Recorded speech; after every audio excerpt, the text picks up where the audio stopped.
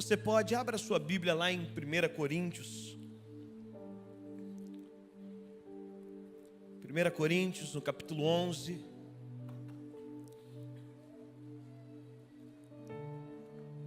Quero meditar com você, 1 Coríntios, capítulo 11.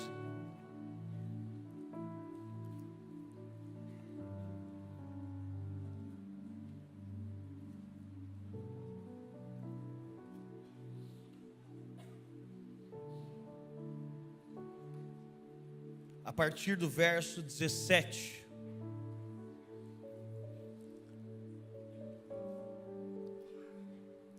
Primeira Coríntios 11, a partir do verso 17. E a Bíblia diz, o apóstolo Paulo dizendo aos coríntios: nas instruções a seguir, porém, não posso elogiá-los, pois quando vocês se reúnem, fazem mais mal do que bem. Verso 18. 1 Coríntios 11, 18. Primeiro ouço que há divisões entre vocês, quando vocês se reúnem como igreja, e até certo ponto eu creio. Suponho que seja necessário haver divisões entre vocês, para que se reconheçam os que são aprovados. Quando vocês se reúnem, não estão interessados de fato na ceia. Alguns de vocês se apressam em comer a própria refeição. Como resultado, alguns passam fome, enquanto outros se embriagam. Será que vocês não têm casa onde comer? Repita assim comigo: será que vocês não têm casa onde comer? E ele diz: ou querem mesmo envergonhar a igreja de Deus e humilhar os pobres? Que devo dizer? Devo vos elogiar? Certamente não os elogiarei, pois eu lhes transmiti aquilo que recebi do Senhor, em que na noite em que Jesus foi traído, tomou o pão. Diga assim comigo: tomou o pão. Diga: deu graças e o partiu. Uma vez mais, se você puder, diga: tomou o pão, deu graças e o partiu. Depois ele disse: esse é o meu corpo que é entregue por vocês, façam isso em memória de mim. Da mesma forma, depois de cear, tomou o cálice e disse: esse cálice é a nova aliança confirmada com meu sangue. Façam isso em memória de mim, sempre que o beberem, porque cada vez que vocês comem desse pão e bebem desse cálice, anunciam a morte do Senhor até que Ele venha. Amém? Vamos orar por um instante, se você pode, feche seus olhos onde você está. Pai, obrigado pela Tua palavra. Obrigado porque ela é viva e eficaz, ela é poderosa, ela é mais penetrante que uma espada de 2 gumes, e nós damos liberdade ao Teu Espírito para falar conosco, para nos instruir, para transformar a nossa mente, para renovar o nosso coração. E numa noite como essa, nós te pedimos: revela a Tua vontade aos nossos corações, transforma o nosso entendimento. Nós te pedimos, tal qual os discípulos a caminho de Emaús, que ao ouvir a Tua palavra, sentiam seu coração arder. É isso que nós desejamos, é isso que nós anseiamos, e essa é a nossa expectativa. Em nome de Jesus, quem crê, diga amém. Amém. Glória a Deus. Talvez você está familiarizado com esse texto. É o texto onde nós celebramos, na cultura cristã, pelo menos uma vez ao mês, nós ceiamos, nós temos um tempo de mesa. E o que eu quero trazer para você é sobre o poder da mesa. E Paulo vai usar a mesa porque o evangelho não é sobre um palco. Nós amamos o que traz visibilidade, Deus ama o que traz transformação. Nós amamos o que produz vantagem, Deus ama o que faz de nós um canal. Nós amamos aquilo que nós podemos ter, Deus ama naquilo que Ele está nos fazendo ser. E Paulo vai usar a mesa, e o evangelho, o retrato do evangelho é uma mesa. A vida em comunidade do evangelho é uma mesa. Jesus abre mão da sua glória para nos preparar uma mesa. E vamos ser sinceros, gente, tem pouca coisa ou não tem nada melhor do que estar à mesa com quem você ama. É ou não é? Que coisa maravilhosa é sentar à mesa. Que coisa prazerosa é ter tempo de mesa. Que coisa gostosa é você ter tempo de mesa. Por quê? Porque a pedagogia perfeita do Evangelho é um reflexo de mesa. E Paulo vai usar a mesa do Senhor para nos instruir. E ele vai falar sobre essa mesa. E essa mesa é um lugar de transformação. Essa mesa é um lugar de cura. Essa mesa é um lugar de prazer. Essa mesa é um lugar de satisfação. E aí o apóstolo Paulo começa a falar sobre essa mesa numa perspectiva de doação. E Paulo vai falar sobre essa mesa, e é tão interessante porque em 1 Coríntios, aqui no capítulo 11, a partir do verso 17, ele diz: olha, eu vou falar alguma coisa agora para vocês que eu não vos louvo. Em outras palavras, Paulo está dizendo: eu vou falar algo para vocês que eu não vos elogio. Isso aqui, ele está falando, é uma advertência. E aí Paulo começa a falar o que ele não louva, o que ele não elogia. E ele diz: primeiro, eu estou sabendo que no nosso meio está acontecendo divisões. E é tão interessante que alguém pode falar: não, Daniel, eu não falo mal de ninguém, eu não estou dividido com ninguém. Eu sei que isso não acontece por aqui, gente. Lá em São Paulo, de onde eu sou, acontece. Aqui eu sei que não acontece. Mas eu sei que talvez você fala: eu não estou dividido com ninguém. Mas eu quero que você entenda, as divisões que Paulo está falando aqui não diz respeito a você não gostar de alguém. O que Paulo está dizendo é o seguinte: eu estou percebendo que no nosso meio, cada um está vivendo a vida para si mesmo. E a gente pode estar no ambiente plural pensando só de forma singular. A gente pode estar no meio de todo mundo pensando só no próprio umbigo. E Paulo está dizendo: tem uma coisa que está errado no nosso conceito. E ele vai instruir os coríntios dizendo: e o que está errado? Ele está dizendo: é porque nós estamos num ambiente coletivo, mas pensando só de forma individual. Nós estamos com todo mundo, reunido com todo mundo, participando com todo mundo, mas a nossa vida é olhando só para a nossa própria história. E é interessante porque Paulo vai trazer aqui, e ele está dizendo, olha, ele faz uma admoestação dizendo: as vossas reuniões estão fazendo mais mal do que bem, ele vai dizer aos coríntios. Por quê? Porque, em outras palavras, Paulo está dizendo: nós estamos participando de uma vida coletiva, mas a nossa vida está baseada o tempo inteiro só naquilo que vai ter de vantagem para nós.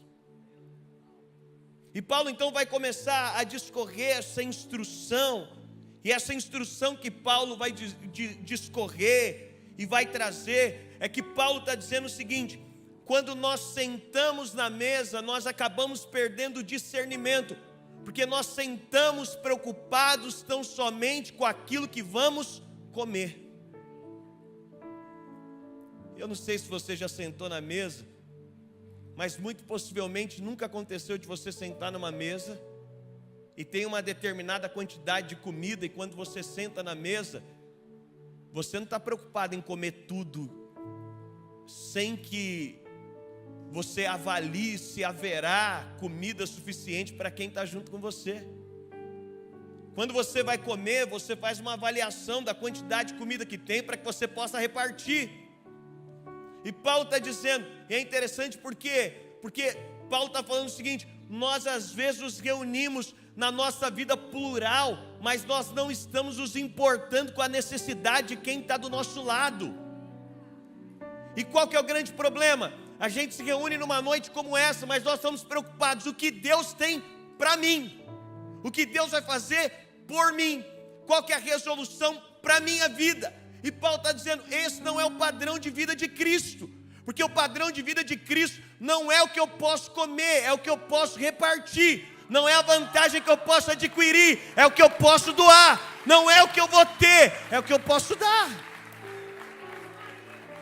E Paulo está dizendo, nesse conceito, ele está falando, olha, quando nós olhamos para a mesa do Senhor, tem uma pedagogia perfeita que é da doação. Você nasceu para dar, você nasceu para entregar. A natureza de Deus no homem se chama servir.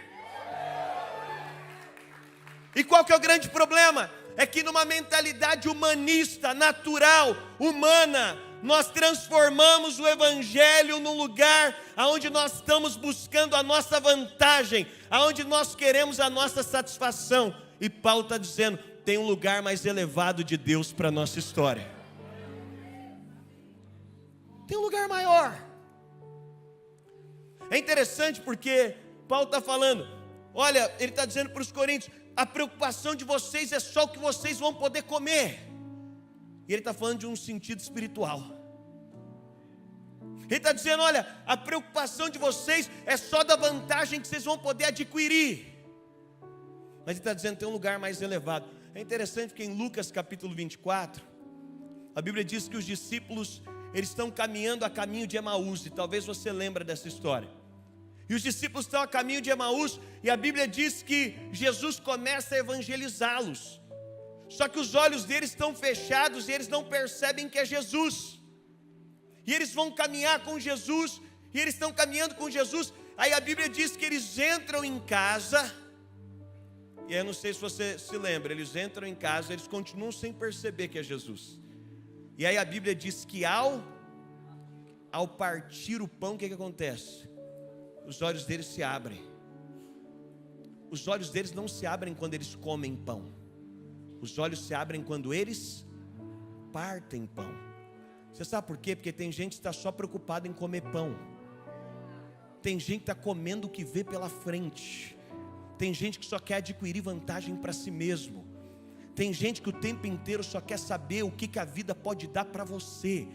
Tem gente que está reunido nos ambientes, ele quer saber o que essa família pode dar para ele, ele quer saber o que a igreja pode dar para ele quer saber o que os negócios, que os amigos, o tempo inteiro ele só quer comer pão. Mas Paulo está dizendo, tem um padrão mais elevado. Se você quer que Cristo seja visto na sua história, começa a partir pão. Começa a usar a sua vida como um critério de doação, como um critério de entrega, como uma disposição de colocar diante dele. E é interessante porque o convite da mesa, o convite para sentarmos à mesa, o convite do Evangelho, é o convite de uma disposição de repartir a nossa história. Em outras palavras, eu te pergunto, quando você pensa de estar num lugar como esse, qual que é a primeira coisa que vem à sua cabeça? Quando você pensa de nós estarmos reunidos aqui, a maioria das pessoas pensa o seguinte, eu me arrumei em casa e eu espero que Deus resolva tudo que eu preciso. Olha, eu estou com alguém, eu espero que eu chegue lá hoje, quarta, esse ambiente poderoso, eu espero que chegue lá hoje, alguém resolva o meu problema. Eu diria que tem uma mentalidade mais elevada. É quando você se arruma, você olha no espelho e você não está preocupado com quem vai resolver seu problema. É quando você se arruma, você olha no espelho e fala, o problema de quem que eu vou resolver? É mais do que quando você se enxerga e fala, olha, o que Deus vai fazer por mim? É quando você se coloca no lugar dizendo, como que eu posso ser um canal para a vida de alguém? É interessante porque o que Paulo propõe aqui, em primeiro lugar, eu quero propor com você o que Paulo está dizendo. Em primeiro lugar, o que o Evangelho propõe é que o Evangelho troca a nossa perspectiva. O Evangelho muda a nossa visão. Eu não sei para você, mas uma coisa que para mim me toca tanto é quando eu chego num farol e encontro alguém com necessidade. É quando eu encontro alguém num lugar de miséria. É desesperador quando você encontra alguém num lugar de miséria. Por quê? Porque quando alguém está num lugar de miséria, de alguma forma foi tirado dele completamente a imagem perfeita de Deus. Porque Deus não criou ninguém, Deus criou pessoas para dar, não para querer reter, para doar, não para querer tirar. E agora o Evangelho troca a nossa perspectiva, e a perspectiva que o Evangelho nos troca é que agora nós não somos mais necessitados, nós somos doadores. Agora, a perspectiva do Evangelho é que eu não ando agora atrás das pessoas em sequidão, eu ando atrás das pessoas em doação. Eu não estou mais atrás das pessoas. Qual que é a grande questão? Lá em João capítulo 4, a Bíblia diz que Jesus encontrou uma mulher, a mulher samaritana. Teologicamente, os teólogos acreditam que a mulher samaritana seja o ambiente mais profundo que Jesus pregou para alguém. Jesus encontra essa mulher, você sabe, Jesus encontra com ela meio-dia. no meio da sequidão. Aquela mulher, ela socialmente está no ambiente de discriminação. Jesus encontra aquela mulher. É interessante, Jesus é demais. Porque ele pega 12 homens, vamos ser sinceros, quantos precisavam de buscar comida? Ele manda 12 homens para buscar comida e ele fica sozinho. Se fossem mulheres não iam fazer isso, gente, certeza. Vão 12 homens para buscar comida, talvez 2 ou 3 poderiam ter ido buscar, mas Jesus propositalmente prepara aquele encontro, prepara aquele ambiente, e agora Jesus está mudando a mentalidade daquela mulher. Por quê? Porque a vida dela é em sequidão, e aí Jesus vai encontrar com aquela mulher, e o grande ponto, a chave, é que Jesus vai encontrar aquela mulher, só que aquela mulher é seca. A Bíblia diz que ela tem um cântaro vazio.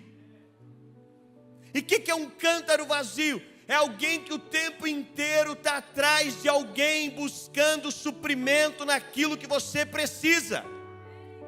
É alguém que vai caminhar o tempo inteiro com a sua vida baseada em necessidade daquilo que as pessoas precisam te suprir.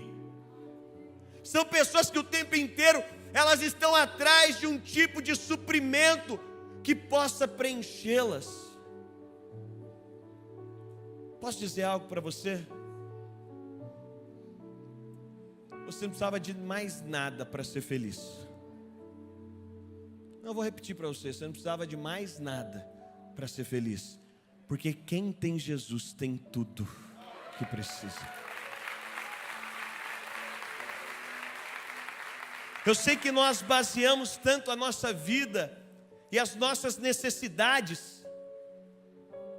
Eu sei que nós estamos, e é interessante porque o primeiro milagre, João capítulo 2, o primeiro milagre, se você lembrar, o primeiro milagre que Jesus faz é um casamento.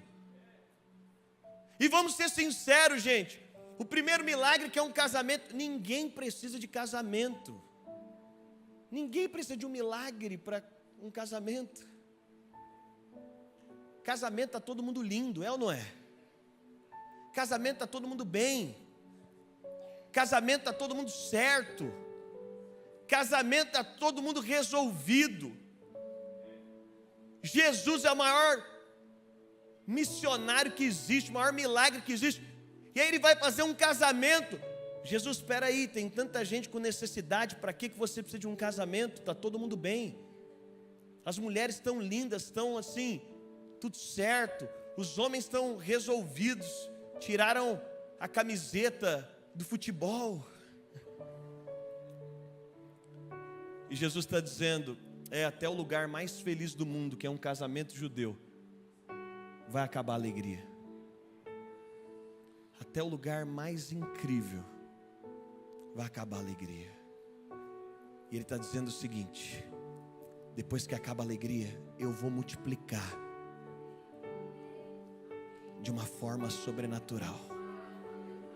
Ele está multiplicando uma alegria que o mundo não pode dar. E sabe o que ele está dizendo para nós? A maioria de nós está dizendo: Senhor, eu precisava de algo, eu precisava de alguma coisa que eu estou pensando. E ele está dizendo: eu estou dando o meu filho, porque nada que existe no mundo vai poder satisfazer o seu coração. Nada que existe na sua história vai satisfazer o seu coração.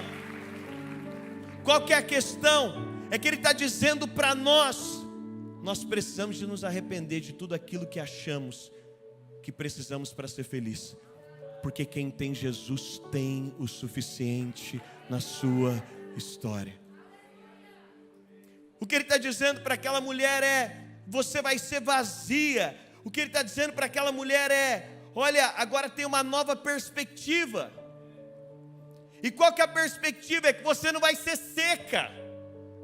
Essa mulher, agora a Bíblia vai dizer que ela tem um cântaro vazio. Ela tem uma necessidade que não tem fim. Ela está buscando. E eu diria para você, o que é mais fácil para Deus? Tem gente que fala: pastor, eu preciso de mais dinheiro, eu preciso de mais reconhecimento. Eu pergunto, o que seria mais fácil para Deus? te dá aquilo que você está buscando ou te dá o próprio filho dele? Se ele te deu Jesus, é o suficiente. Nele está a plenitude de alegria. E ele vai encontrar essa mulher para mudar a perspectiva dela, para mudar a mentalidade dela. E o que ele vai fazer? Ele está dizendo: tem uma perspectiva para você. E aí Jesus é demais, porque ele está sozinho com aquela mulher, e a pergunta dele para ela está com um cântaro vazio. E olha o que ele diz lá em João 4, 13 e 14. Afirmou Jesus: quem beber dessa água tornará a ter sede. Que ele está dizendo: a sua busca vai fazer com que você torne, com que você não tenha satisfação. Ele diz: aquele porém que beber da água que eu lhe der, nunca mais terá. Eu quero que por um instante você só medite nisso. Ele está dizendo: se você beber da água que eu lhe der, nunca mais.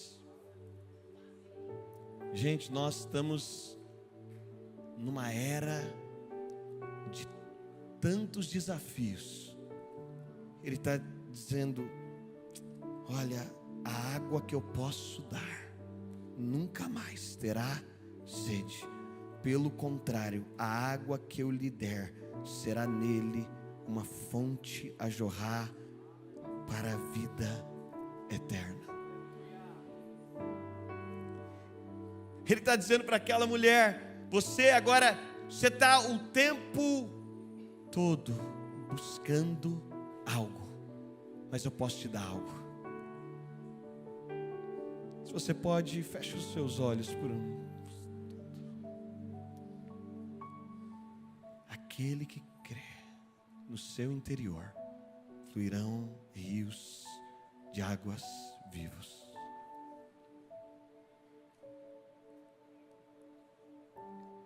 Olha que ele está dizendo.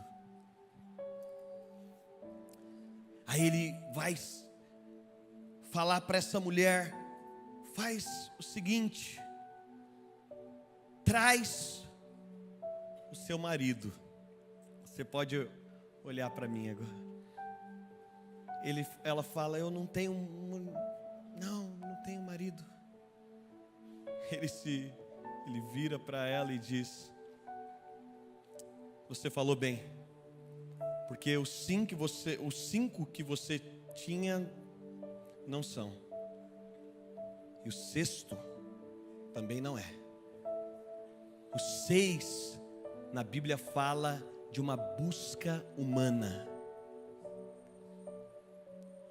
Ele está dizendo para ela: os 6 fala de uma busca humana, natural.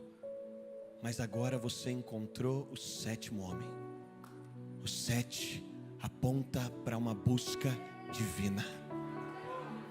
Você buscou nos homens o que você não podia receber. Você buscou naquilo que é natural, você buscou de uma forma natural.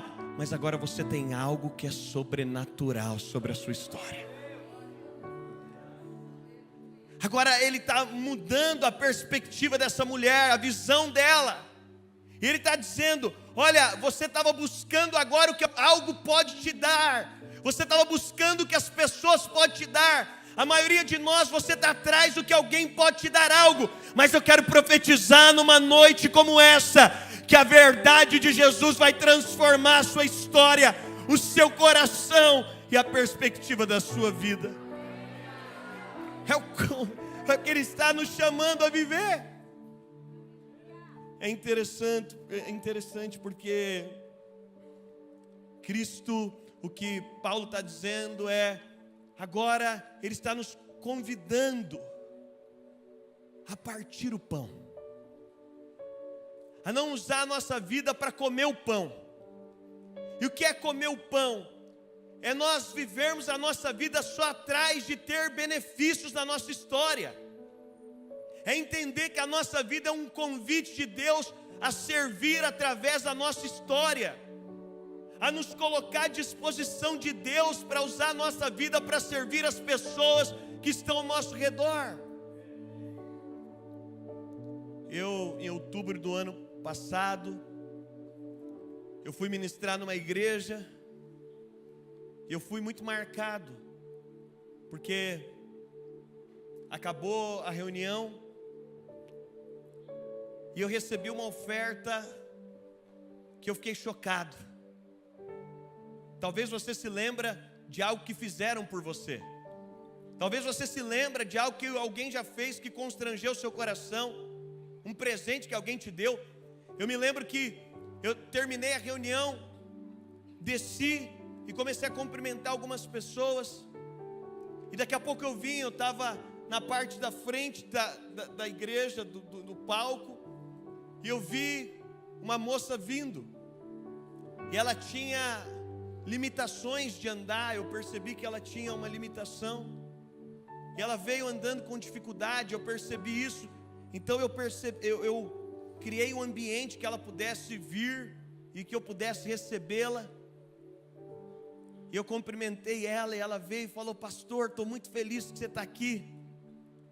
E eu falei para ela: eu estou mais feliz que você está aqui. Ela falou: pastor.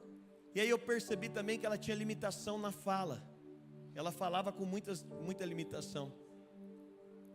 E ela disse: pastor, obrigado, porque eu já te conheço há um tempo, e eu acompanhava você. Eu falei: poxa, que bom.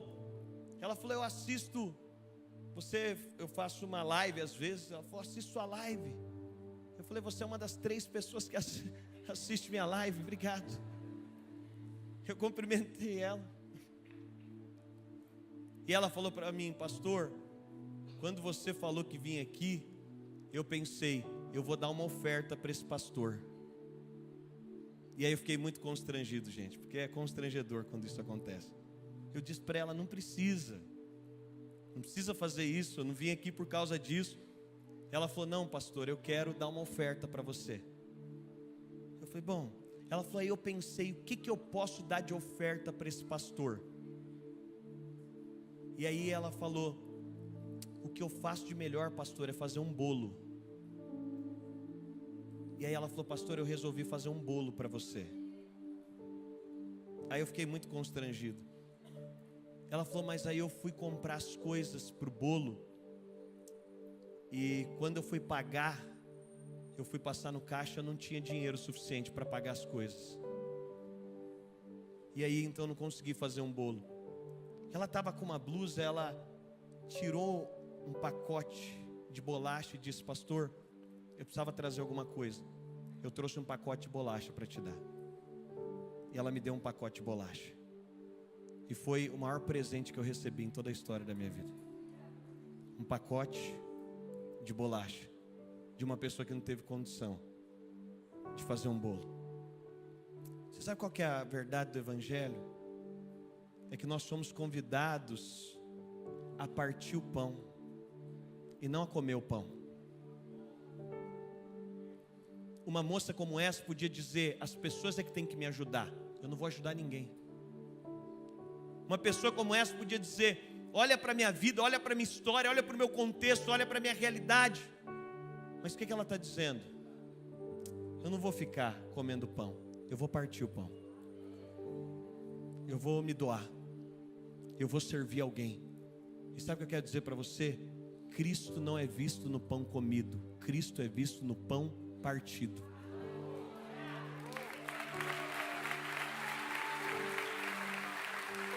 Você quer marcar as pessoas com a sua história?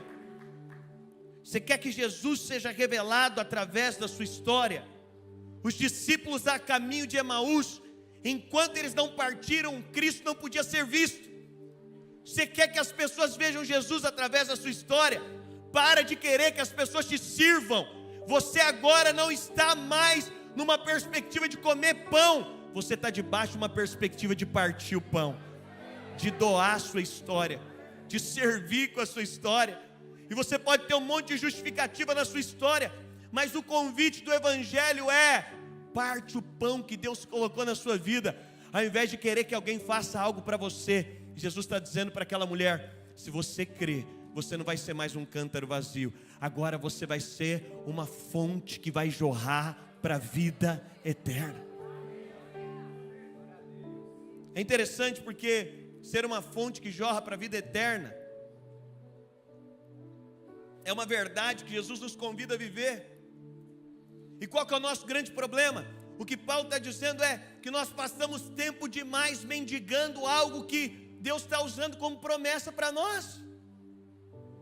Você não deveria ter a perspectiva da sua alegria baseada naquilo que o mundo pode te dar, e nem de ser escravo da aceitação das pessoas, porque se Ele te aceitou, é o suficiente para você viver a plenitude da sua história. E esses dias, Deus colocou, eu estava fazendo um tempo devocional, eu estava com uma garrafa como essa de água, e Deus me falou: você é um cântaro vazio ou você é uma fonte? Qual que é o nosso problema? A maioria das pessoas ainda são um cântaro vazio. Nós recebemos a Jesus, mas continuamos mendigando que as pessoas nos sirvam. Nós servimos a Jesus, mas ficamos mendigando que alguém nos dê aceitação. E aí Deus me disse: você é um cântaro vazio ou uma fonte? Eu falei: eu sou uma fonte. E aí eu estou bebendo uma garrafa d'água. Você sabe, uma garrafa d'água como essa é um cântaro vazio. O que você tira de água vai se esvaziando, mas fontes não. Aí eu falei: Deus, eu sou uma fonte. Ele disse: gente, alguém já teve a brilhante ideia de tomar água numa garrafa e falar: nossa, está faltando água na fonte, eu acho que eu tenho que ir lá na fonte e devolver um pouco de água, porque deve estar faltando água nessa fonte. Não, ninguém devolve água numa fonte. Fontes não precisam de água, fontes não recebem água, fontes dão água. Deus falou para mim: você é uma fonte? Eu falei: sou. Ele falou: então por que você tem expectativa que coloquem água em você? Se você é uma fonte, para de ter expectativa que as pessoas coloquem água em você. Começa a ser você a pessoa que coloca água na vida das pessoas.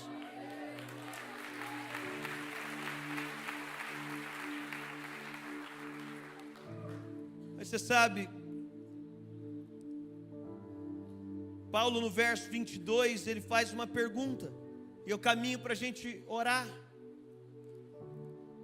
E a pergunta do apóstolo Paulo é: você não tendes porventura, no verso 22, casas onde comer e beber? É interessante, porque o que Paulo está dizendo sobre essa mesa, ele está falando: vocês não têm casas onde comer ou beber, para os coríntios. Sabe por quê? Porque nós temos uma tendência natural de ter uma perspectiva natural, de não se alimentar de Deus e de exigir que as pessoas façam por nós o que só Deus pode fazer por nós. Eu estava aqui no momento de oração, e que poderoso nós ajoelhados. Por quê?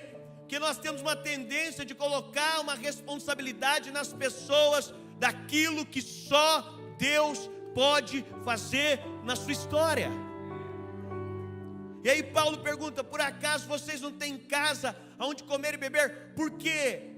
Porque nós temos duas mesas. A mesa de Deus, que Jesus nos ensina em Mateus. Ele diz: entra no teu secreto. Ele diz: entra no teu secreto. Qual que é a nossa grande questão? É que nós não vivemos secreto com Deus.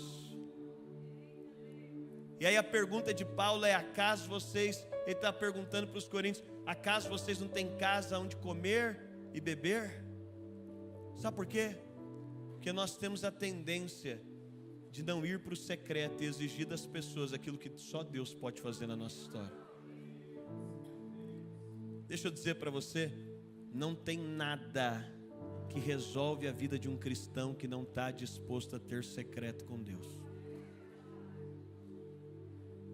Você pode ir nas melhores programações, você pode ouvir as melhores pregações, você pode estar nos melhores contextos, nada vai substituir uma vida de secreto com Deus. E aí o que ele está dizendo é: acaso vocês não têm casas onde comer e beber? É interessante porque quando Jesus diz: entra no teu secreto, a palavra secreto significa tameon, Tameon significa tesouraria. Tameon é a tesouraria do templo. O que ele está dizendo? Tem um lugar em Deus que você vai entrar na tesouraria de Deus. Tem um lugar que você acessa a tesouraria de Deus. E sabe qual que é a novidade sobre a tesouraria de Deus? É que na tesouraria de Deus tem mais do que aquilo que você precisa.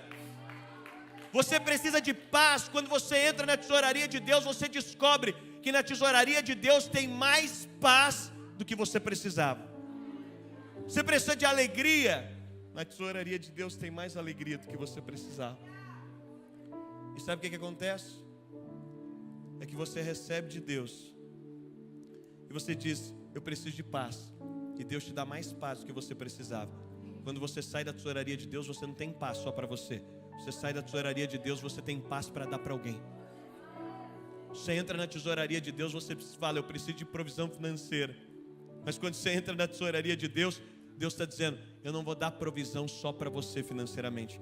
Você vai sair da tesouraria e é mais do que o que você precisa. Você vai ser um canal para poder suprir a necessidade de alguém através da sua história. Mas para nós fecharmos, Jesus e Paulo, e aqui eu concluo, ele diz, que Jesus na noite em que foi traído, ele deu graças, tomou o pão e partiu. É interessante porque às vezes a gente está tão baseado na nossa própria história que a gente não está disposto a partir o pão com ninguém, a usar a mesa para ser um canal de cura para alguém, de usar a nossa própria história para ser uma resposta para alguém. E o que Paulo está dizendo é, o que eu aprendi do Senhor é que na noite em que Jesus foi traído, tendo dado graças, ele partiu o pão. A noite em que Jesus foi traído foi a pior noite que já existiu. Gente, quem já passou alguma noite difícil aqui? A noite difícil é quando o médico te dá um diagnóstico e você fica perdido. A noite difícil é quando você recebe uma notícia que você não esperava. Talvez você está no meio de uma noite difícil, talvez você está no meio de um contexto de uma noite difícil, talvez você está numa situação difícil. E a Bíblia diz que na noite em que Jesus foi traído, nessa noite, na noite mais difícil que já existiu, porque foi o homem justo sendo injustiçado, ele poderia ter dito, vamos ser sinceros, gente, eu sempre parti o pão com vocês, eu sempre me doei, eu sempre servi, mas eu estou sendo traído agora, vocês sabem que a situação está difícil demais, vocês sabem que o problema está uma crise. Hoje eu não vou partir pão com ninguém. Hoje eu vim só para comer. Hoje eu não sirvo ninguém. Hoje eu só quero ser servido. Não, Paulo diz, na noite em que Jesus foi traído, tendo dado graças, o que ele fez? Ele disse, o que está acontecendo na história não muda a minha natureza. Ainda que eu esteja sendo traído, não muda a natureza de quem eu sou. Sabe qual que é a grande mentira que a gente cultiva? Eu estou ferido e eu vou ficar aqui. Eu estou no meio da crise, eu vou ficar aqui. Eu fui injustiçado, eu vou cultivar isso aqui. Eu fui enganado, eu vou fechar o meu coração. Eu tive um problema, eu nunca mais vou confiar em ninguém. Mas o que Paulo está dizendo é, Jesus nos ensinou que aquilo que está acontecendo na sua história não pode mudar a identidade que tem o seu coração. Que aquilo que você está passando no seu contexto não pode mudar a realidade de quem você é. Ele está dizendo, na noite que Jesus foi traído, ele deu graças, ele partiu e disse, a maneira mais rápida de ser curado é quando você continua compartilhando. A maneira mais rápida de ser curado. Você sabe, para eu orar por você, esses dias eu tenho uma filha de 10 anos. E um tempo atrás ela falou, pai, vou abrir uma empresa. E ela resolveu abrir uma empresa de pulseiras. E aí a gente foi fazer uma viagem para casa de campo, a gente foi viajar.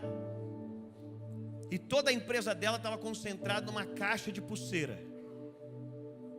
Eu não sei quantas miçangas tinha, mas tinha muita, gente. E nós levamos um casal de amigos, eles têm um filho de 3 anos. E o menino amou a caixa. E eu estava em uma das noites, e eu só escutei o menino derrubando a caixa de pulseira dela. Eu não sei, a gente ficou 4 horas pegando miçanga depois. E a hora que eu ouvi o barulho, eu saí correndo do quarto, cheguei lá, estava tudo no chão. Ela olhando a empresa dela no chão. Eu olhei para minha esposa olhou para mim, a gente olhou para a caixa de pulseira, olhei para as miçangas. E os pais da criança desesperada, e todo mundo olhando aquilo. E todo mundo olhou para ela, para falar, o que ela vai fazer? Ela suspirou.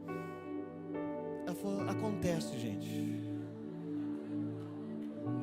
E para ajudar, as crianças de 10 anos tão terríveis, ela falou, é a vida do empreendedor brasileiro.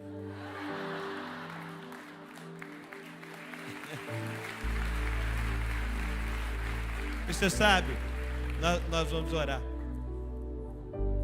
Eu olhei para ela, a gente ficou pegando miçanga mó tempo, tempão.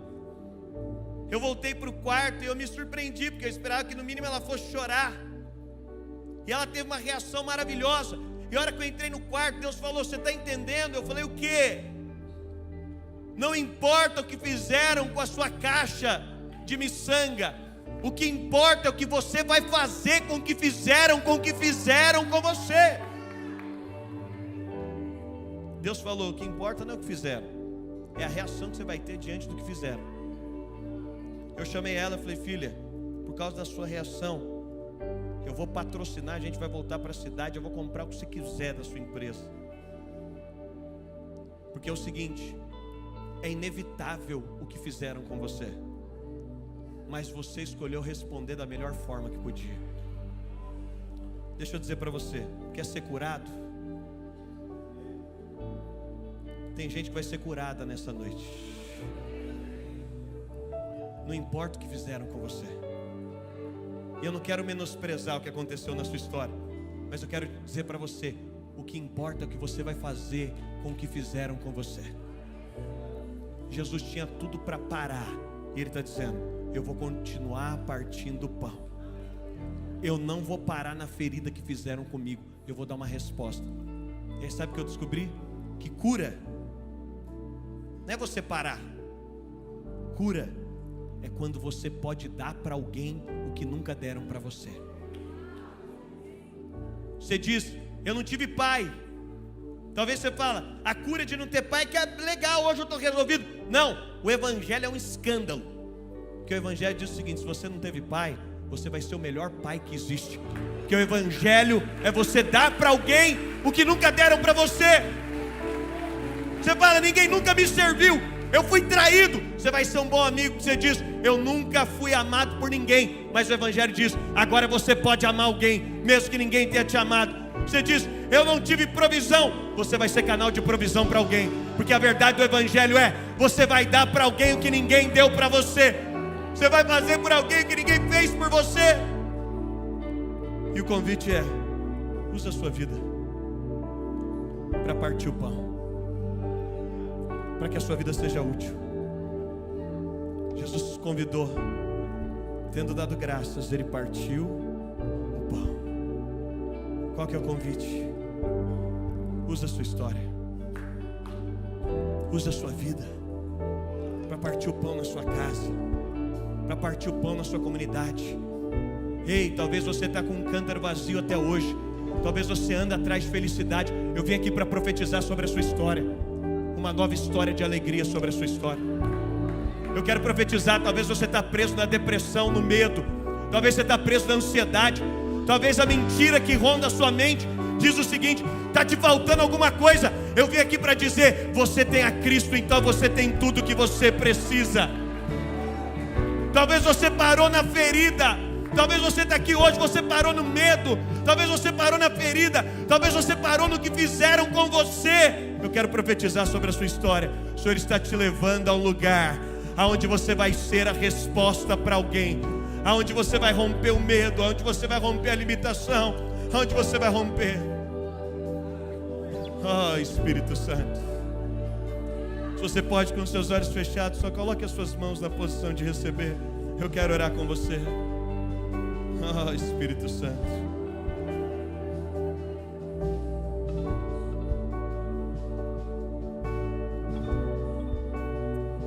Se você pode, estende suas mãos onde você está.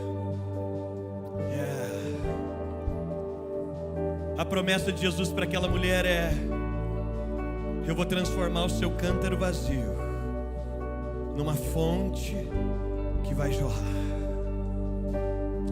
Oh, Jesus. Oh, Jesus.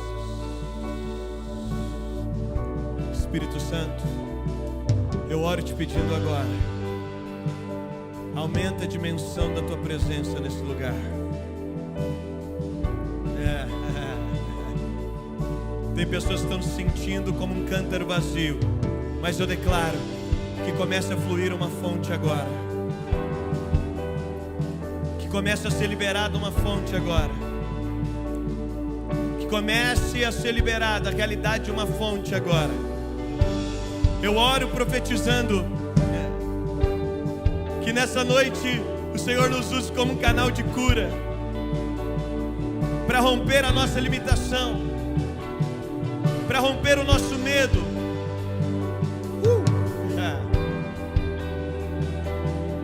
Se talvez você sente que precisa de cura, eu quero convidar você a erguer as suas mãos onde você está. Você não precisa se limitar. Você não vai parar na sua ferida. Você não vai parar no medo. Ah, Senhor, usa histórias aqui. Usa histórias aqui. O que eu quero profetizar sobre a sua história é que Deus está usando a sua história. É que Ele vai usar a sua história nesses dias. Ele vai usar a sua família. E até aquilo que você não pode entender, até as limitações que você tem, Ele vai te tirar de um lugar de medo. Ele vai usar a sua vida como um canal de doação. Ele vai usar a sua vida para que Cristo seja visto na sua história. Então o que eu profetizo é que o Senhor vai ser visto na sua história. Senhor, eu oro agora nesse momento final, para que essa verdade falada frutifique agora.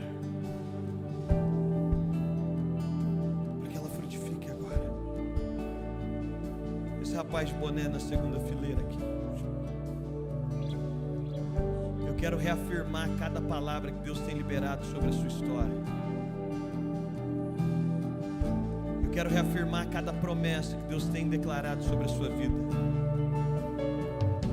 Eu quero profetizar que não vai ser na sua força, não vai ser na sua capacidade natural.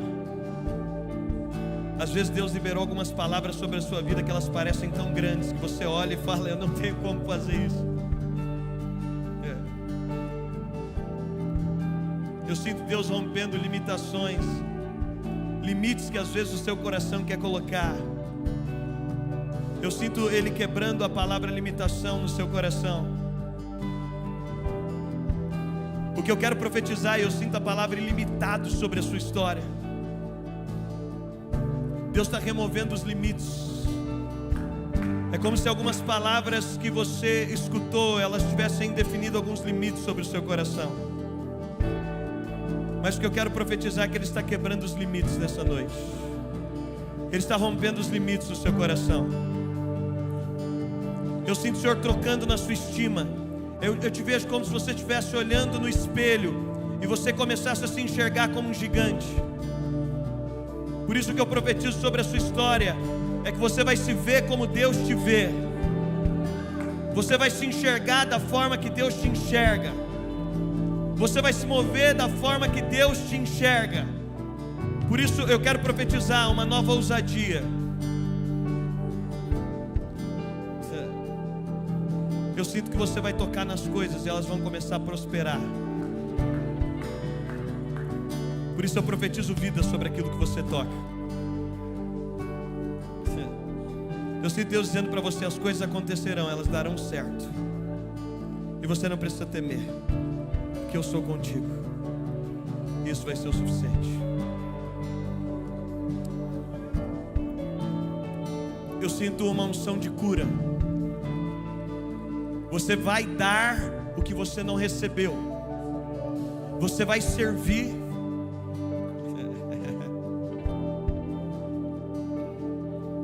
Tem gente aqui que parou porque você diz: eu fui ferido, eu parei na ferida. Eu fui traído, eu parei na traição. Eu fui ofendido, eu parei na ofensa.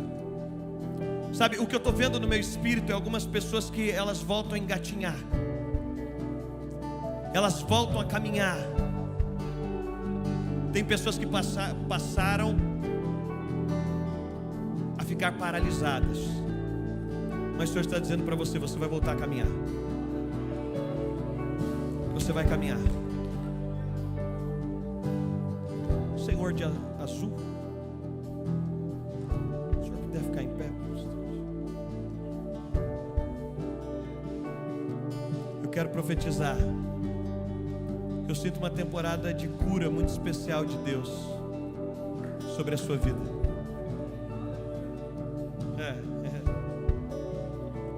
Eu vejo o Senhor pegando na sua mão. Eu sinto a palavra abrigo, Ele dizendo: eu sou o seu abrigo.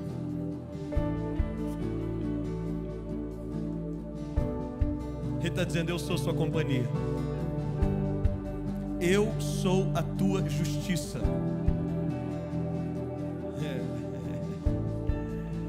E eu sinto Ele dizendo: eu sou o grande eu sou. O que eu sinto Ele dizendo para você é a mesma coisa que Ele disse a Moisés: eu sou o eu sou. O que Ele estava dizendo para Moisés é: eu sou a provisão que você precisa, na hora que você precisa. E Ele está dizendo para você: eu vou conduzir você. Eu vejo muitos frutos. Pai, o que eu quero profetizar é o melhor tempo da sua vida,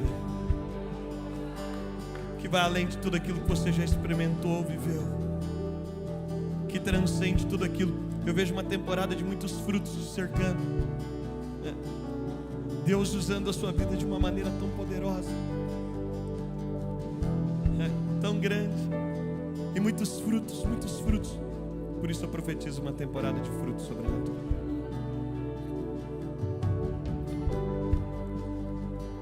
Se você pode, estenda as suas mãos onde você está.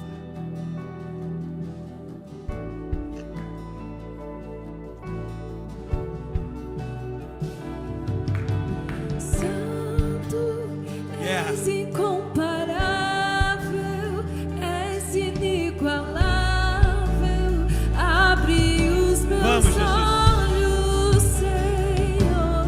Mostra que Tu és e enche o meu coração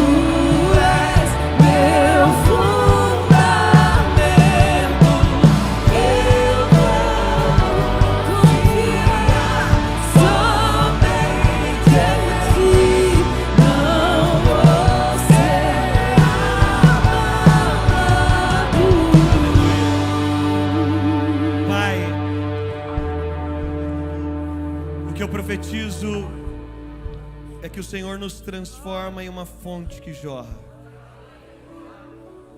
E o que eu quero profetizar é que, como uma fonte que jorra, a nossa vida serve.